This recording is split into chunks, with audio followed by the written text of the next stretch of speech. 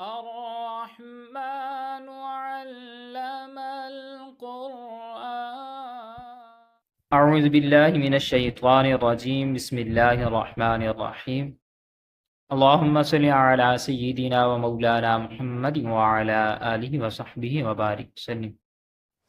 السلام علیکم۔ آج ہمارا 26واں سبق ہے، اس سے پہلے ہمارے 25 سبق ہو چکے۔ پچھلے سبق میں ہم نے سیکھا تھا وقف کے حوالے میں پارٹ نمبر 1، اور اس سبق میں مزید ہم وقف کے بارے میں سیکھیں گے، یہ ہے پارٹ نمبر 2۔ تو دیکھتے ہیں، اس سبق میں ہم خاص کر دیکھیں گے وقف کی علامات، جو علامات ہوتی ہیں اور اس پہ ٹھہرنا چاہیے یا نہیں ٹھہرنا چاہیے، اور علامات کا مقصد کیا ہے یہ بھی دیکھ لیتے ہیں۔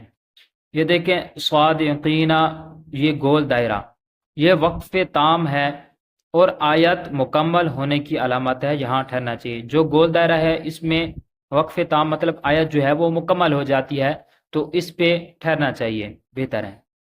اس کے بعد آ جاتا ہے میم۔ وقف کے آگے کبھی کبھار میم بھی لکھا ہوتا ہے، تو جب وقف کے آگے میم لکھا ہوگا تو یہ وقف لازم کی علامت ہے، یہاں ضرور ٹھہرنا چاہیے۔ بعض علماء کہتے ہیں کہ ضرور ٹھہرنا چاہیے، اگر نہیں ٹھہر سکے تو کوئی مسئلہ نہیں ہے، لیکن آگے والے حرف پر جب ٹھہر رہی ہیں تو وقف تام ہو، مطلب گول دائرے والا وقف ہو تو بہتر ہے۔ پھر اس کے بعد آ جاتا ہے طا، یہ طا لکھا ہے تو یہ وقف مطلق کی علامت ہے، یہاں ٹھہرنا بہتر ہے۔ تو طا اگر وقف کی آ جاتا، لفظ کے آخر میں طا لکھا آ جاتا ہے، چھوٹا سا طا لکھا ہوتا ہے، وقف مطلق اسے کہتے ہیں، اس پر ٹھہرنا بھی بہتر ہے۔ پھر اس کے بعد جیم آ جاتا ہے وقف کے آخر میں، یہ وقف جائز کی علامت ہے، یہاں ٹھہرنا بہتر ہے اور نہ ٹھہرنا بھی جائز ہے۔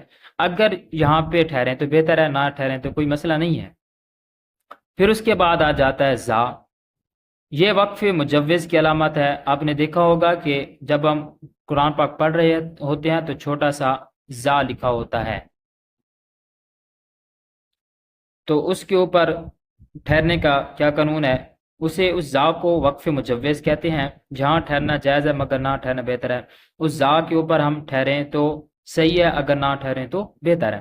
پھر اس کے بعد بعض جگہ صاد لکھا ہوتا ہے، یہ وقف مرخص کی علامت ہے، یہاں ملا کر پڑھنا چاہیے۔ جہاں پہ صاد لکھا ہوتا ہے وہاں پہ ملا کر پڑھنا چاہیے، بہتر ہے کہ ہم اسے ملا کر پڑھیں۔ پھر اس کے بعد لا، اگر آیت کے اوپر ہے وہ، جو مطلب آیت جہاں پہ مکمل ہو رہی ہو، جیسے یہ دیکھیں یہاں پہ تو آیت مکمل نہیں ہو رہی، لیکن جیسے یہ گول دائرہ ہے، اگر اس کے اوپر آ جاتا ہے لام لکھا ہوا تو وہ آیت کے اوپر ہے۔ ٹھہرنا اور نہ ٹھہرنے میں اختلاف ہے، وہاں پہ ٹھہریں یا نہ ٹھہریں اس میں اختلاف ہے، اگر ٹھہر جائیں تو کوئی حرج نہیں ہے۔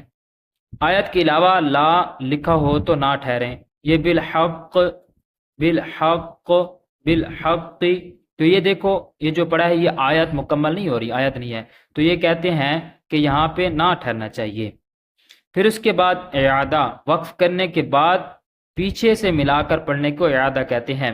جب ہم قرآن پاک پڑھ رہے ہوتے ہیں تو قرآن پاک پڑھتے پڑھتے ہماری سانس جو ہو وہ ختم ہو جاتی ہے، تو جہاں پہ ہماری سانس ختم ہوتی ہے، مثال کے طور پر میں سمجھا دیتا ہوں آپ کو، جیسے پہلے پارے میں آتا ہے اولئک علی ھدی من ربہم واولئک، اگر یہاں پہ ہماری سانس ٹوٹ رہی ہے تو ہم کیا کریں گے؟ میں نے پچھلے سبق میں بتایا تھا کہ جب زبر زیر پیش یا دو زیر دو پیش ہوں گی تو ہم اس کو ساکن کر دیں گے۔ اولئک کا یہاں پہ زبر ایک ہے، تو جب ہم سانس توڑیں گے تو اولئک کر دیں گے، یہ تو وقف ہو گیا۔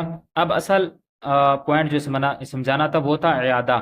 اب ہم نے جب پڑھا اولئک علی ھدی من ربہم واولئک، تو اعادہ کریں گے وَأُولَئِكَ هُمُ الْمُفْلِحُونَ، مطلب جہاں پہ ہماری سانس رک جائے گی تو جو پیچھے والا حرف ہے ایک یا اس سے پیچھے والے دو حروف، پیچھے والا ایک یا اس سے پیچھے والے دو یا تین، تو پیچھے والے حروف کے ساتھ ملا کر پڑھنے کو اعادہ کہتے ہیں۔ امید ہے آج کا سبق سمجھ آ گیا ہوگا، ملیں گے اگلے سبق میں، اپنا بہت سارا خیال رکھیے گا، اللہ حافظ۔